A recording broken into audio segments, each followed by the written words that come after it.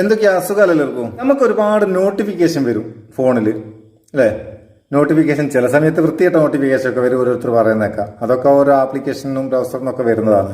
നമുക്ക് ഇന്നത്തെ ഈ വീഡിയോയിൽ നോട്ടിഫിക്കേഷനായിട്ട് ബന്ധപ്പെട്ട വളരെ ഉപകാരമുള്ള ഒന്ന് രണ്ട് കാര്യങ്ങൾ നോക്കാം. അഡീഷണൽ ആയിട്ട് ഫേസ്ബുക്കിലുള്ള ഒന്ന് രണ്ട് കാര്യങ്ങൾ. ആദ്യം വളവളാന്ന് പറയാണ്ട് നേരെ വീഡിയോയിലേക്ക് പോകാന്ന്. ആദ്യം നമുക്ക് നോട്ടിഫിക്കേഷന്റെ കാര്യം നോക്കാം.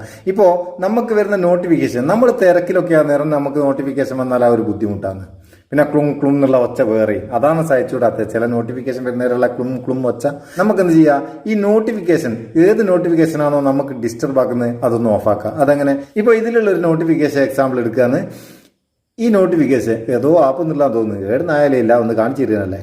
ഇതൊന്ന് ജസ്റ്റ് ഇങ്ങനെ മെല്ലെ ഒന്ന് ഇടത്തോട്ട് നീക്കിയാൽ ഒന്ന് സ്വൈപ്പ് ചെയ്താൽ ഇവിടെ രണ്ട് ഐക്കൺ കാണാം. ഒരു ക്ലോക്കിന്റെ പോലത്തെ ഐക്കണും ഒരു സെറ്റിംഗ്സിന്റെ ഗിയർ ഐക്കണും.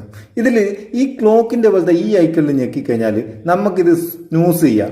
1 മണിക്കൂർ ഇവിടെ ഒന്നുകൂടി ഒന്ന് ഞെക്കി കൊടുക്കുക. ഞെക്കി കൊടുത്താൽ 15 മിനിറ്റ്, 30 മിനിറ്റ്, 2 മണിക്കൂർ എന്നുള്ള ഓപ്ഷൻസ് ഉണ്ട്. ചില ഫോണിൽ 1 by 1 ആയിട്ടുണ്ടാവും.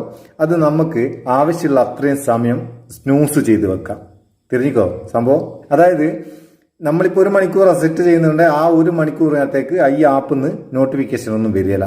ഇനി വേറൊരു ഐക്കണില്ല, അവിടെ ഒന്നുകൂടി നീക്കിയിട്ട് ഈ സെറ്റിംഗ്സിന്റെ ഐക്കൺ നമ്മൾ ഞെക്കിക്കഴിഞ്ഞാൽ ഇവിടെ ആ ആപ്പിൽ നിന്നുള്ള നോട്ടിഫിക്കേഷൻ അത് നമുക്ക് ഓഫ് ചെയ്ത് വെക്കാം.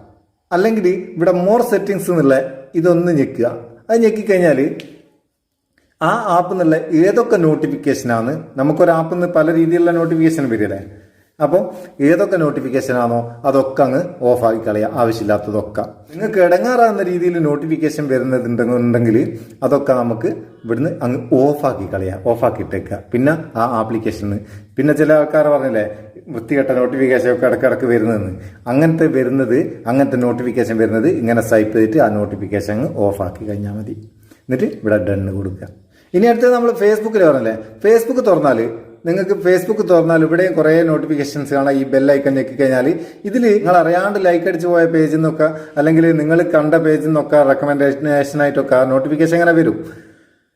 ആ നോട്ടിഫിക്കേഷൻ ഒഴിവാക്കണമെങ്കിൽ ഏത് നോട്ടിഫിക്കേഷൻ്റെ നേരെ 3 കുത്തുണ്ടാവും. അതിലൊരു കുത്തു കൊടുത്താൽ ഇവിടെ റിമൂവ് ദിസ് നോട്ടിഫിക്കേഷനുള്ള ഓപ്ഷൻ ഉണ്ടാവും.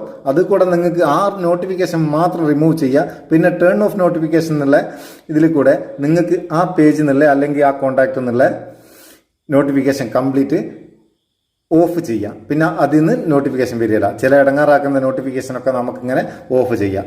പിന്നെ നിങ്ങളെ സ്ഥിരമായിട്ട് പോസ്റ്റ് വെറുപ്പിക്കുന്ന ചങ്ങായിമാരൊക്കെ ഉണ്ടാവും, അല്ലെങ്കിൽ പേജുകളൊക്കെ ഉണ്ടാവും. അതിൽ നിന്നൊക്കെ തൽക്കാലം നിങ്ങൾക്ക് രക്ഷപ്പെടണമെങ്കിൽ ഏത് അക്കൗണ്ട് ആണോ ആ അക്കൗണ്ടിന്റെ പേജായാലും അക്കൗണ്ട് ആയാലും ഗ്രൂപ്പ് ആയാലും എന്തിന്റെ ആയാലും നേരെ 3 ഡോട്ട് ഉണ്ടാവും. അതിൽ ക്ലിക്ക് ചെയ്യുക. ക്ലിക്ക് ചെയ്താൽ സ്നൂസ് എന്നുള്ള ഒരു ഓപ്ഷൻ ഉണ്ടാവും. ആ സ്നൂസ് ക്ലിക്ക് ചെയ്തിട്ട് നിങ്ങൾക്ക് 30 ദിവസത്തേക്ക് ആ പോസ്റ്റ് എന്നുള്ള സ്നൂസ് ചെയ്യാം. നിങ്ങൾക്കിപ്പോൾ ഒരു ഗ്രൂപ്പിലാണെങ്കിൽ ഏത് ഗ്രൂപ്പിലുള്ള ആരാണോ ആ പോസ്റ്റ് ഇട്ട് അവരെ പോസ്റ്റ് മാത്രം ഗ്രൂപ്പിൽ നിങ്ങൾക്ക് കിട്ടാണ്ടിരിക്കാൻ വേണ്ടിയിട്ട്, ഇപ്പോൾ ഇത് ഒരു ഗ്രൂപ്പിൽ ഒരാളുടെ ഒരു പോസ്റ്റാണ്, ആ പോസ്റ്റിന്റെ നേരെയുള്ള 3 ഡോട്ട് ക്ലിക്ക് ചെയ്തിട്ട് ഹൈഡ് ഓൾ ഫ്രം എന്നുള്ള ഒരു ഓപ്ഷൻ ഉണ്ടാവും. അത് ക്ലിക്ക് ചെയ്ത് കഴിഞ്ഞാൽ അവരെ പോസ്റ്റ് മാത്രം നമുക്ക് ആ ഗ്രൂപ്പിൽ ഹൈഡായി കിട്ടും. അത് നമുക്ക് വരില്ല. അങ്ങനെ ഒരു ഓപ്ഷൻ ഉണ്ട്. അപ്പോൾ വളരെ ഉപകാരമുള്ള 2-3 ട്രിക്സുകളാണ് ഈ വീഡിയോയിൽ പറഞ്ഞു തന്നത്. നിങ്ങൾക്ക് ഇത് ഉപകാരമാണെന്ന് തോന്നിയിട്ടുണ്ടെങ്കിൽ നിങ്ങളെ ചങ്ങായിമാർക്ക് ഷെയർ ചെയ്ത് കൊടുക്കുക. വീഡിയോ ഇഷ്ടപ്പെട്ടെങ്കിൽ ഒരു ലൈക്കും കൊടുത്തേക്ക്, അപ്പോൾ ആ ഒരു ബൂസ്റ്റ് ആയിക്കോട്ടെ. നമുക്ക് അടുത്ത വീഡിയോയിൽ നല്ല സെഗ്മെന്റ് കാണാം. നിങ്ങളെ സ്വന്തം മുത്തുസ്. Thank you so much.